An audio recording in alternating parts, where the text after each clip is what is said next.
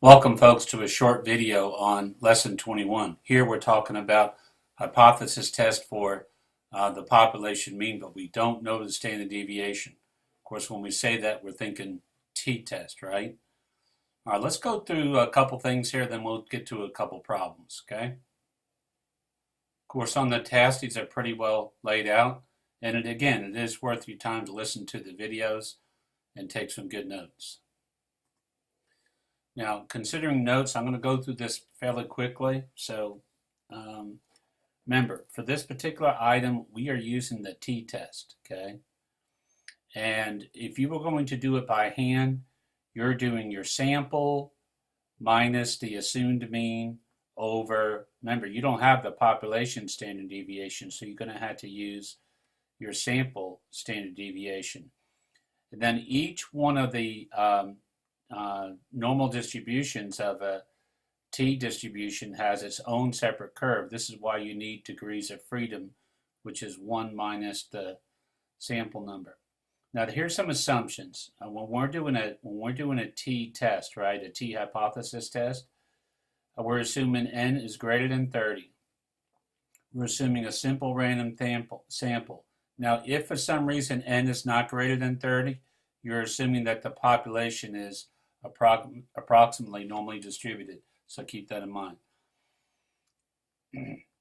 Now, about the procedure.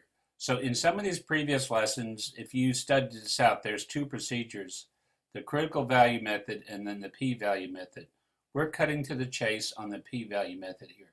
P-value method. Number one, state your null and your alternate hypothesis. Note your alpha or confidence level. Find your t statistic. Okay, now remember, you could do it by hand over here, or you could let the calculator do that. Find your p-value, okay? And again, you could do that using the chart and the table, or just use your calculator. It's assumed that you're going to use your calculator here. And then make a decision, and then write your answer. Make a decision and write your answer. Now, there are two other things I want you to know about.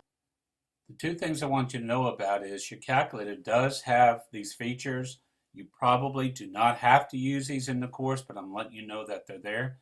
Here is under the distributions, you could find the probability, believe it or not.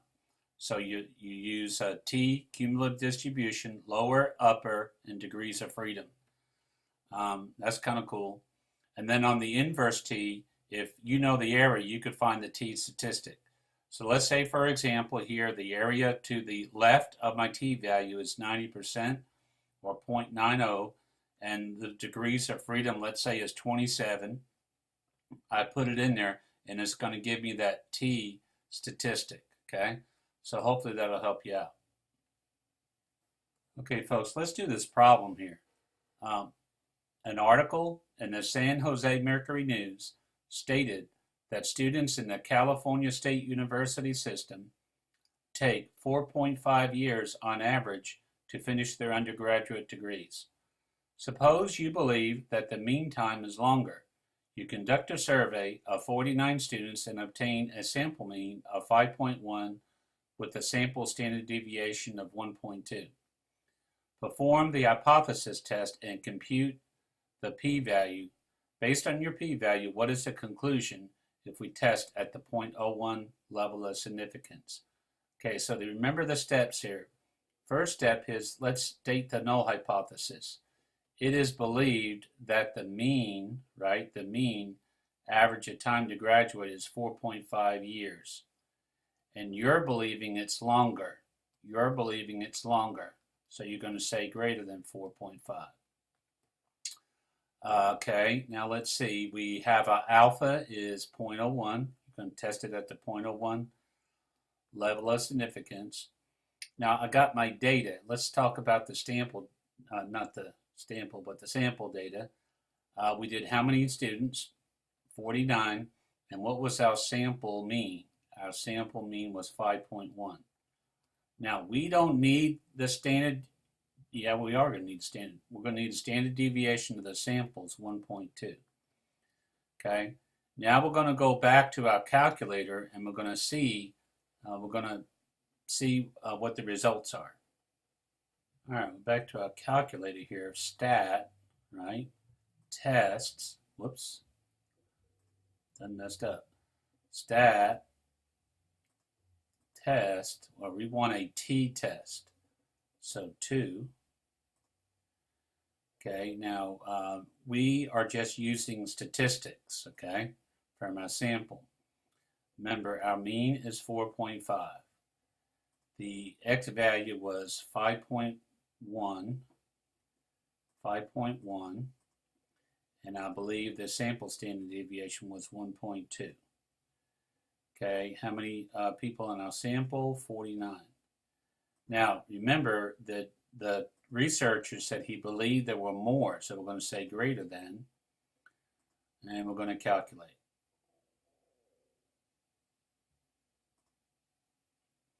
Okay, now notice our values. Our t is 3.5 and our p is 0.0005. Okay, again, our t is 3.5 and our p is 0.005. Now with that 0.0005. Okay, all right. Now remember, we're comparing the p-value with the a-value. So in this case, p is way less than alpha, which implies you got to reject your null hypothesis. Reject your null hypothesis. That's not true.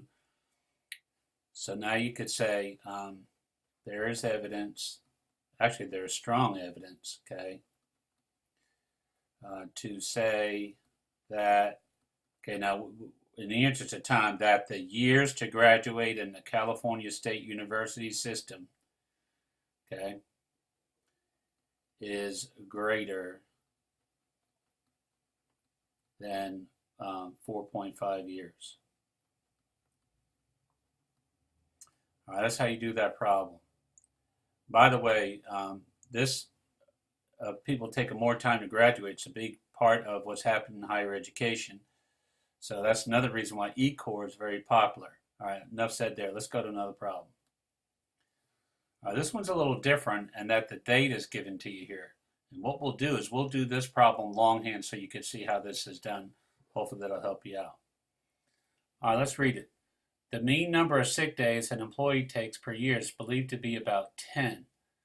Members of a personnel department do not believe this figure.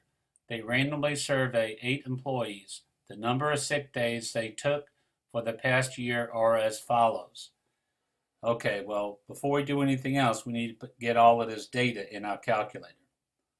Okay, I did put all the data in here, and so here is a list of all of the data. It's in L1.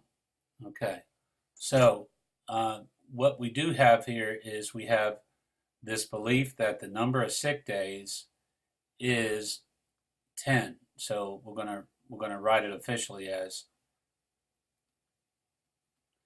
sick days is 10. Personnel do not believe this figure. They survey 8 employees, so of course we know over here N is 8, right? The number of sick days for the past year as follows. Assuming that the population is approximately normal, see, we needed to know that because here N is less than 30. Perform the hypothesis test and compute the p-value. Based on the p-value, what is the conclusion? Well, all we have here is the personnel do not believe this figure. So do not believe the figure means that they just think it differs. So it's not equal to 10. Okay, that's important in your testing. Okay, and don't forget we know alpha is 0.05. So we're going to go through, we'll probably find our t statistic, and we're going to find our p-value. All right, let's do that on the calculator now. Okay, now you may remember we already put our data in here, so we're going to go to stat t-test. I'm just going to hit 2 for t-test, okay? But in this case, we want to select data. Now our mean is, I forgot what it was, 10 days. The data is in L1. This would be if you had a frequency list in L2, and we're going to select here not equal. That's the alternate hypothesis or test hypothesis. And we'll calculate. Okay, notice the p-value is 0.299, so that's close to 0.30. And the t-value, I don't know if I said that right, t-value is negative 1.1, and the p-value is 0.2996. It is less, okay? But we just were testing different.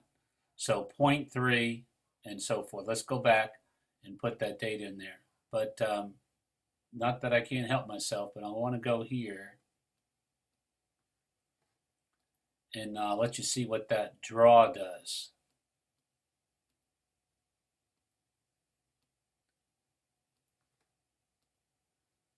Okay, well, we're not going to mess with that now. All right. Okay, so the test certificate is test statistic, okay? And then here's the p-value. All right, so here's the bottom line. The p-value is greater than the alpha value. The p-value is greater than the alpha, so cannot reject. No rejection, which just means I accept the previous finding. So you're going to say there is no evidence that the mean number of days of sick leave differs than 10 days. All right, so what that does there, it gives you a couple examples on how to do a couple problems there. Okay, please don't forget your resources. I'll post this video over here where it's blacked out, so you'll see lesson 21 video, and these things are there to help you. We want to finish up with some quiz advice. Hey folks, I'm sitting here looking at my binder I've been using to take notes and so forth for the class, okay?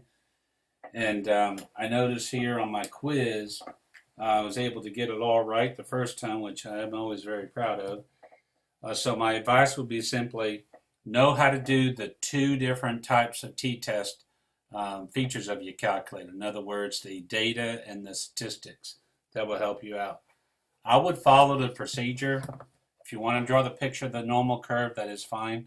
But I would follow the procedure to the T. Practice it, and I think you'll do well. I wish you very well because, hey, 21, you just have 2 units left. Way to go.